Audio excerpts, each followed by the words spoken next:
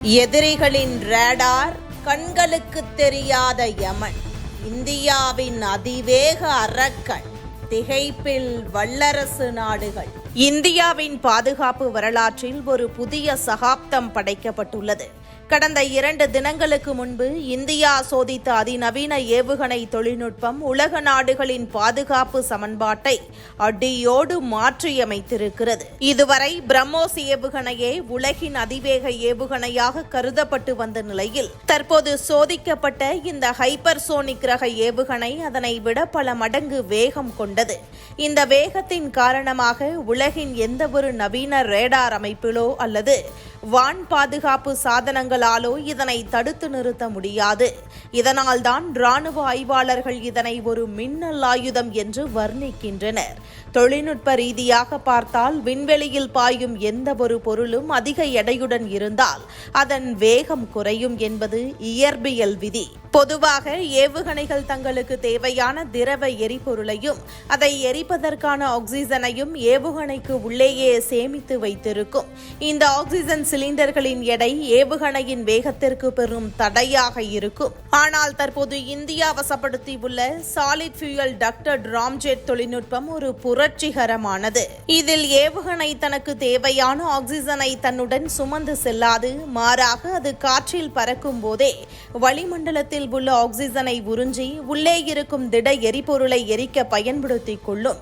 இதனால் எரிபொருள் எடை பாதியாக குறைந்து ஏவுகணையின் வேகம் கற்பனை செய்ய முடியாத அளவிற்கு அதிகரிக்கின்றது.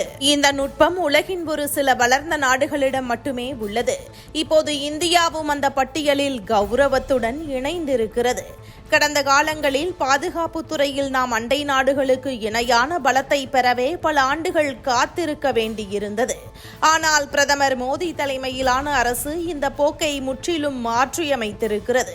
ஒரு வல்லரசு நாடு என்பது அதன் எதிரியை விட தொழில்நுட்பத்தில் 30 ஆண்டுகள் முன்னிலையில் இருக்க வேண்டும் என்ற விதியை இஸ்ரேல் போன்ற நாடுகள் மிகச் சரியாக பின்பற்றி வருகின்றன.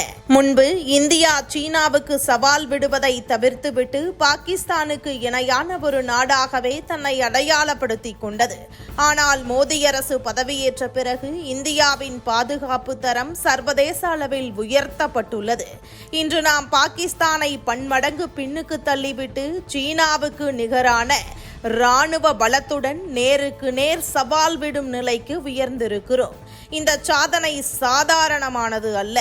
ஆபரேஷன் சிந்தூர் போன்ற நடவடிக்கைகளில் எதிரியை முடக்க 88 மணி நேரம் தேவைப்பட்டது என்றால் இந்த மின்னல் வேக தொழில்நுட்பத்தின் மூலம் இனி 24 மணி நேரத்திற்கு உள்ளேயே எதிரி நாட்டை முடக்கி போட முடியும். பாகிஸ்தான் ராணுவம் இனி இந்தியாவின் ராணுவ பலத்திற்கு முன்னால் நிற்கக்கூட முடியாது என்ற நிலை உருவாகி உள்ளது.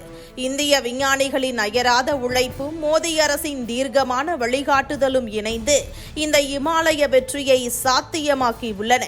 ஒவ்வொரு நாளும் இந்தியா பலம் பெற்றுக் கொண்டே செல்கிறது. இந்த தொழில்நுட்ப வளர்ச்சி வெறும் ஏவுகணை சோதனை மட்டுமல்ல, இது உலகிற்கு இந்தியா விடுக்கும் ஒரு வலிமையான செய்தி. இனி எக்காலத்திலும் பாகிஸ்தான் ராணுவ ரீதியாக இந்தியாவுக்கு ஒரு அச்சுறுத்தலாக இருக்க முடியாது.